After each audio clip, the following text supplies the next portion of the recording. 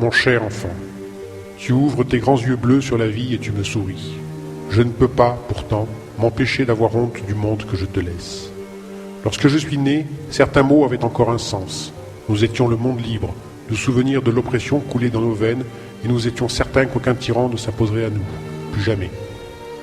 Pourtant, à peine une génération plus tard, l'étau se resserre sur ce que nous avions de plus cher, cet héritage que nos parents avaient conquis en versant leur sang et leurs larmes, la liberté. Et toi, mon fils, tu vivras dans un monde où Internet ne sera plus qu'une galerie marchande.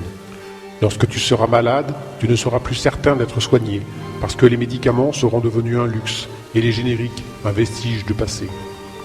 Dans le monde où tu nais, même les graines que l'on sème seront soumises à des brevets. On t'enfermera pour avoir partagé la musique que tu aimes avec tes amis. Tu ne pourras plus revoir un chef-d'œuvre du cinéma sans y laisser tout ton argent de poche. Et lorsque tu écriras un message à ta bien-aimée, tu ne pourras plus être certain qu'elle sera la seule à le lire. Tu vivras dans un monde aseptisé, surveillé à chaque instant, jugé et condamné dès que tu ne te soumettras pas au diktat d'un système pour lequel tu ne seras plus qu'un numéro, celui de ta carte bancaire. Nos parents ont lutté contre les dictateurs idéologiques, les fascistes, les communistes, les religieux fanatiques, tous ceux qui voulaient imposer une façon de vivre et de penser.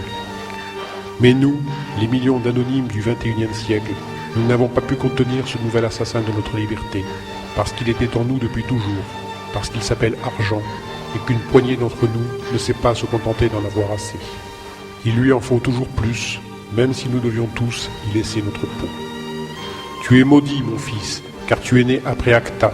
Tu n'as pas connu le souffle de liberté qui nous a réchauffés. Pourtant, tu sais, j'ai lutté moi aussi. J'ai tenté de leur dire qu'on ne pouvait pas avoir le beurre et l'argent du beurre. La technologie sert les desseins des puissants, mais elle demande des contreparties. Ils refusent cet équilibre. Alors ils ont fait des lois, dans notre dos, comme si la démocratie n'était plus qu'un prétexte marketing de plus. Ils ont fabriqué des produits de luxe qu'ils ont vendus très cher, en les faisant fabriquer par des esclaves. Lorsque les Chinois les ont copiés, ils ont emprisonné les pauvres gens qu'ils avaient empoisonnés avec leur publicité, mais qui n'avaient pas les moyens de s'acheter les vrais. Ils ont divisé le monde en deux parties, les esclaves qui produisent et les esclaves qui payent.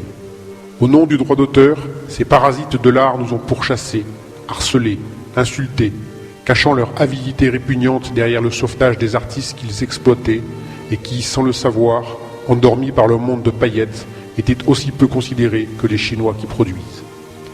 Acta fut leur loi, la première de toutes, la première à faire passer le droit au profit avant les droits de l'homme.